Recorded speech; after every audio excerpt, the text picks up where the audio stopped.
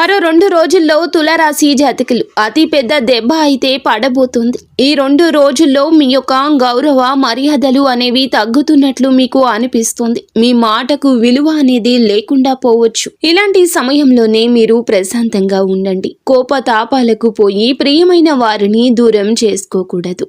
శత్రువులను పసిగట్టే ప్రయత్నం చేయండి. ఇంకో విషయం చెప్పాలంటే కీలక నిర్ణయాలు తీసుకోవడంలో చురుగ్గా పనిచేయలేకపోవచ్చు. కొత్త అంశాల పట్ల చాకచక్యంగా వ్యవహరించలేరు. అకస్మాత్తుగా వివాదంలో చిక్కుకుంటారు. ఇది మీకు పెద్ద చావు దెబ్బలా తగలబోతుంది.